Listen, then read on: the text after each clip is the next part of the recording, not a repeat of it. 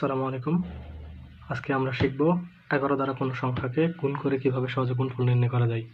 তো আমরা এখানে দেখতে পাচ্ছি 14 এবং 11 গুণ করা হয়েছে। তো এর গুণফল আমরা কিভাবে নির্ণয় করব। প্রথমে আমরা যা করব তা হলো দ্বিতীয় অঙ্কটি সরাসরি লিখে দেব। দ্বিতীয় অঙ্কটি এখানে 4। এর পরবর্তী কাজ হচ্ছে সংখ্যা দুটির যোগফল লেখা। 4 এবং 1 এর যোগফল 5। এবং সর্বশেষ কাজ হচ্ছে প্রথম সংখ্যাটিকে লিখে দেওয়া। প্রথম সংখ্যাটি এখানে 1। তো 154 হয়ে গেল 14 এবং 11 এর গুণফল।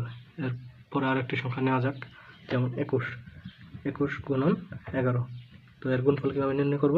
প্রথমে সর্বশেষ সংখ্যা লিখব 1। তার পরবর্তী কাজ হচ্ছে দুটির যোগফল লেখা। 2 এবং 1 এর যোগফল 3।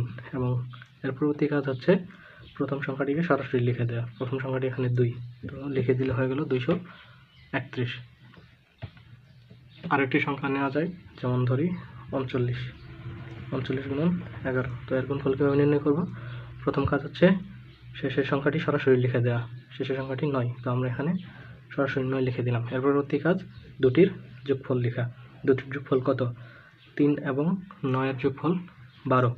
তো আমরা প্রথম দুটিতে দেখেছি যে সরাসরি যা যোগফল এসেছে তাই লিখে দিয়েছি, কিন্তু এখানে যোগফল এসেছে দুটি সংখ্যা বিশিষ্ট, যেমন 1 এবং 2।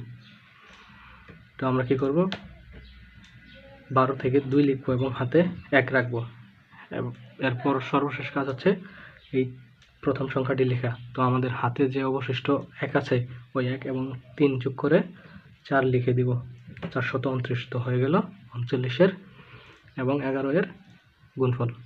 ধন্যবাদ সবাইকে ভিডিওটি দেখার জন্য।